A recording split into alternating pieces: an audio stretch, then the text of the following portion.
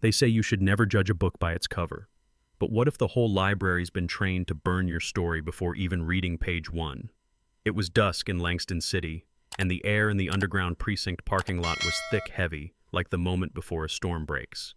Blood trickled down Chief Raina Cole's temple, catching the last flicker of yellow light overhead. Officer Trent Wilson's gun didn't shake, his voice ice cold. "You never should have come back here," he hissed. Raina didn't flinch, didn't raise her voice, didn't blink, her tone calm, like a loaded silence. "Actually, as of this morning, I'm your new chief.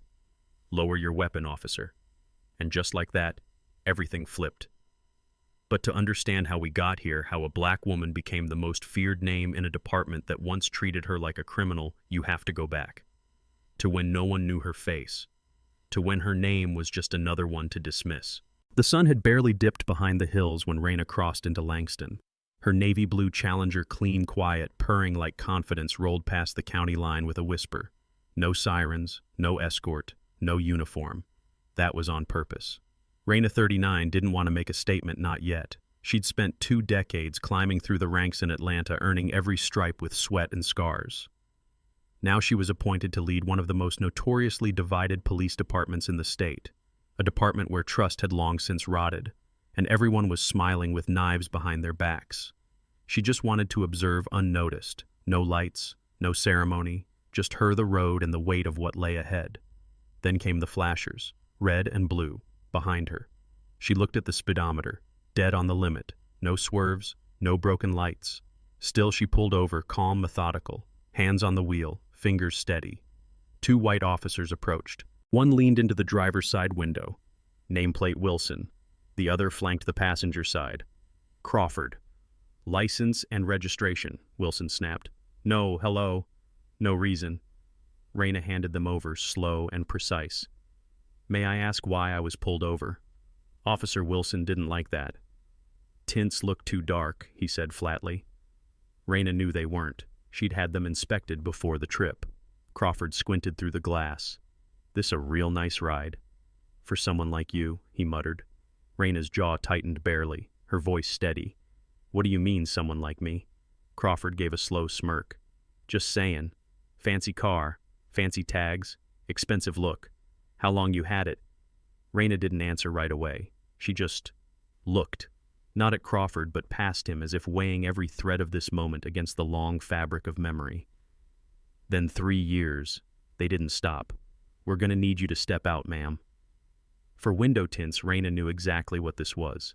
She'd seen it before back when she was a rookie, when her academy roommate Denise got pulled over and cuffed for matching a vague description. When a training officer once told her during firearms drills, "Don't shoot like a girl. You want to be taken seriously, shoot like you're afraid they'll take your badge." But that day, that roadside, wasn't the academy. Still, she stepped out, compliant, calm, and while they opened her trunk without cause, flipped through her luggage, asked where she really got the car, Raina tapped the record button on her phone, slipped it into her jacket. No big reaction, just insurance. They mocked her Atlanta address. "Must be from that side of town," Wilson muttered. They sniffed around like dogs chasing a ghost. Found nothing. Still made her wait. Eventually Wilson handed back her license. "You're free to go," with a warning. Raina nodded. Didn't argue. Didn't correct. Just whispered almost to herself, "Trouble doesn't always find me. Sometimes I let it get close.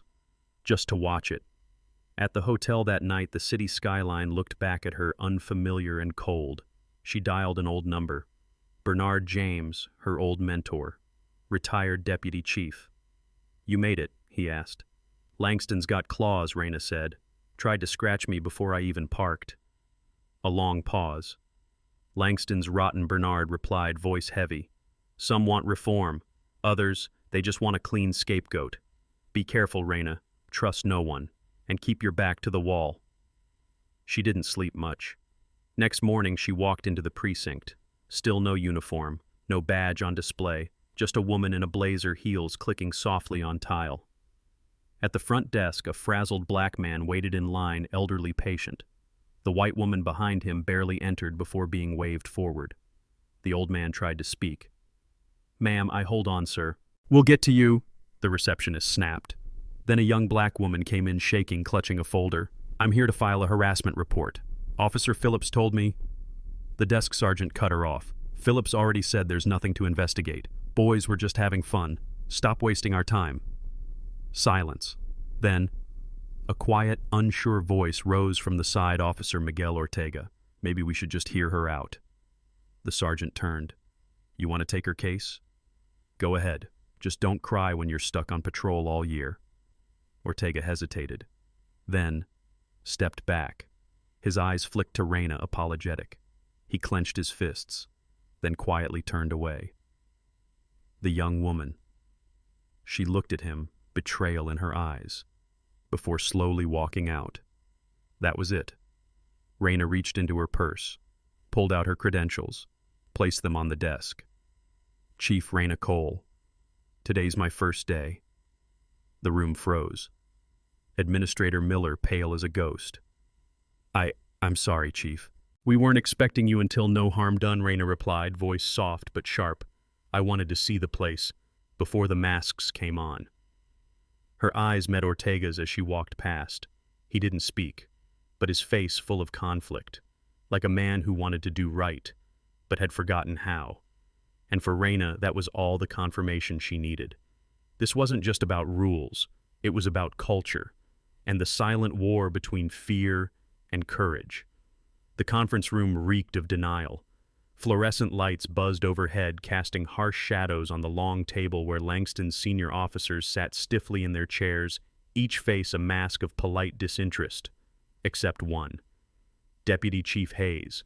His fingers tapped a slow, steady rhythm against the table. Chief Cole, he said finally, not even bothering to lift his eyes. Your changes, they're ruffling feathers. Raina didn't blink. That's what change does, Hayes. It makes the dust nervous. Murmurs rippled. A few officers exchanged looks, others stayed stone-faced. Hayes exhaled, his jaw tight. We've had systems in place for decades, he said. Protocols that worked for this city. You think just because Atlanta kissed your badge you can waltz in here and start dismantling everything? Raina leaned forward, voice low. I didn't come to dismantle anything, Hayes. I came to disinfect it. That was the spark. The next day, headlines screamed, Chief Cole under fire for targeting officers. Department morale in crisis. Langston divided under new leadership. Anonymous sources painted her as aggressive, divisive, paranoid. But behind the curtain, something more dangerous was brewing. It started with missing footage, then lost evidence, then a failed drug bust, the biggest in months, where somehow the key items in the report were never logged. Hayes came knocking smug. Shame, he said, smiling like a man at a funeral he caused. Maybe next time you'll let the real cops run things. Raina didn't answer, not with words. That night she met with federal investigators, body cam audits, hidden recordings, whistleblowers, real ones this time, community members with files, photos, text messages, and Ortega, the young officer from the front desk. He stepped into her office, face pale, hands trembling. I can't do this anymore, he whispered. They said if I spoke to you again, I'd end up reassigned to night shift in Lincoln. No backup, no radio. Raina looked up. His lip quivered. He looked ashamed. I wanted to speak up that day, with the girl. But You're speaking now, she said gently, and that changed everything. But the real explosion came in an old warehouse on the outskirts of town. A setup. A call about missing narcotics. Anonymous tip. Convenient. Raina went anyway. Unmarked car. Bulletproof vest under a gray blazer. Recorder in her sleeve. Back up in the distance too far to save her quickly. She knew the risk. Hayes was waiting. So was Wilson. Wilson, gun in hand, eyes wild, a cornered animal. Hayes calm, calculated. It could have been easy, Raina, he said. You could have been another pretty face they rolled out on posters. Progress. You want to fix this town? You can't. It doesn't want fixing. You mean you don't, she replied. Wilson stepped forward, gun raised. Don't act like you're better, he spat.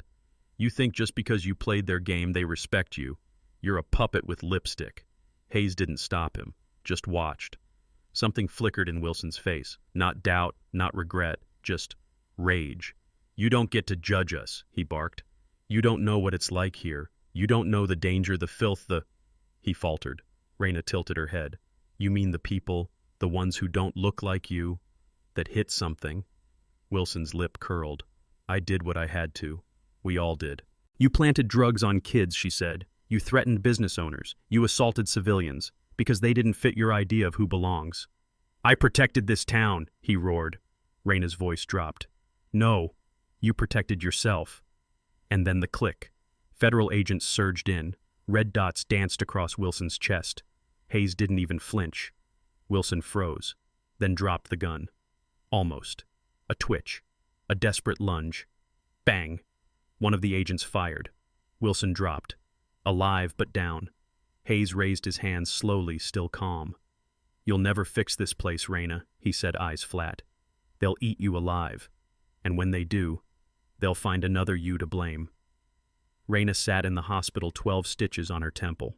The TV played softly protest footage, news reports, commentators debating her every decision. Was she too harsh? Too political? Too radical? She didn't speak. Just stared. Eyes heavy. But clear. Then came the press conference. Mayor Carlton tried to distance himself, spoke of isolated incidents, ongoing investigations, and shared responsibility. But Raina, she stepped forward, microphone in hand. I won't apologize for expecting integrity, she said. I won't apologize for demanding that every child in Langston Black, Brown, or otherwise be treated like they matter. And I won't apologize for standing here, while those who tried to bury the truth stand behind bars. Silence. Then, applause. Soft at first, then louder, even from some officers. Weeks passed. Hayes, Wilson, Crawford, 17 others indicted. The mayor resigned. And Raina. She stayed. She watched the department shrink, old guards retiring, resigning, running. But new recruits came. From the community, from outside, from inside. Even Ortega applied to be promoted internal affairs. One afternoon, a teenage girl stood outside the station. Same girl from the first day. The one no one would listen to. She held a sign. Thank you, Chief Cole. Inside, officers peeked through the blinds. Some nodded, some turned away, some just stared, unsure what to feel. Because that's what change looks like. Messy, uncomfortable, human. Later that evening, alone in her office, Raina stood by the window. She didn't smile, didn't cry, just breathed, deep and full, like someone who'd just torn down a wall with her bare hands. Then a soft knock. Ortega. You wanted to see me? Raina nodded. Grab a chair. We're rewriting the code of conduct. He blinked. From scratch. From the truth. And just like that, the cycle didn't end. It evolved. Because justice isn't an end point. It's a decision made again and again every day. Now tell us, who was right, who went too far, and who didn't go far enough? Drop your thoughts in the comments below. Don't forget to like, subscribe, and share this story if you still believe in justice.